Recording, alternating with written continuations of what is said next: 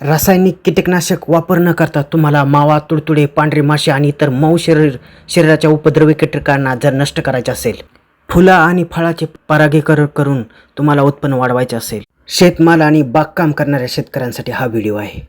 शेतकऱ्याची अशी कोणती चूक आहे की शेतकऱ्यासाठी वरदान ठरलेल्या या अळीला तो नष्ट करत आहे?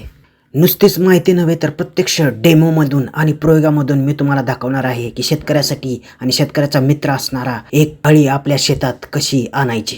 तर व्हिडिओ नक्की पहा, यातून तुम्हाला भरपूर फायदा होणार आहे. तेच जे लोक सेंद्रिय शेती करतात त्यांच्यासाठी ही माहिती अतिशय उपयुक्त आहे. तर नमस्कार महाराष्ट्र, शेतकरी मायबाप चरणी साष्टांग दंडवत. तर आपल्या स्टोरीची सुरुवात होती या अळीपासून.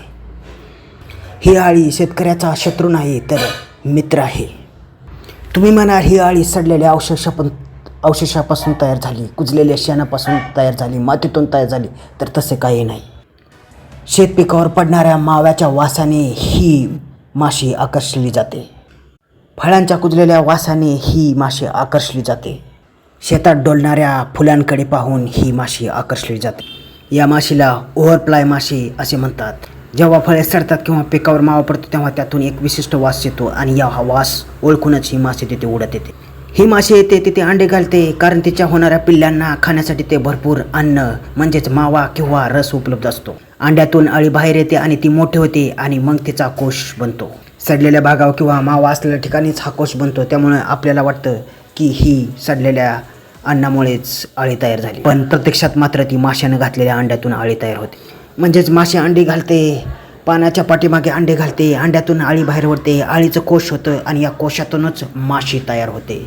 आणि हीच माशी आपले परागीकरण करते, फुलातील रस शोषते, एका फुलावरून दुसऱ्या फुलात जाते आणि तिथे तुमचे परागीकरण करते. त्यामुळे आपले उत्पन्न वाढते.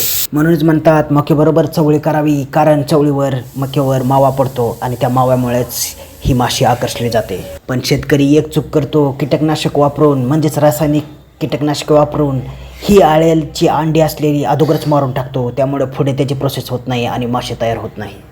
ही अळी अतिशय खदाड असते. जेव्हा अळीच्या रूपात असते तेव्हा मावा हे तिचं अन्न असतं. मावाबरोबरच तुडतुडे, पांढरी माशी आणि इतर कीटक ही तिचं अन्न असतं. आता ही माशी शेतात कशी येईल? शेतात ठिकठिकाणी तुम्ही पाण्याचे मडके ठेवा, ज्याच्यामध्ये दगडं ठेवा, जिथे करून तिथे माशी पाणी पिईल. तसे तुळस वगैरे अशी रोपं लावा. झेंडू वगैरे फुलांची वेगवेगळी फुले असलेली रोपे लावा. त्या बघून ही माशी आकर्षली जाते. तसेच तुमच्या शेतामध्ये थोडाफार मावा पडू द्या, जेणेकरून त्याच्या वासाने ही माशी तुमच्याकडे आकर्षली जाते. निसर्गाने दिलेले एक वरदान आहे. इतर उपद्रवी कीटक खाऊन फस्त करते, म्हणूनच ही शेतकऱ्याचा जवळचा मित्र आणि शेतकऱ्यासाठी एक वरदान आहे. यामध्ये तुमचा रासायनिक खताचा खर्च वाचतो, तुमचे परागीकरण होते आणि उत्पन्नही जास्त वाढते.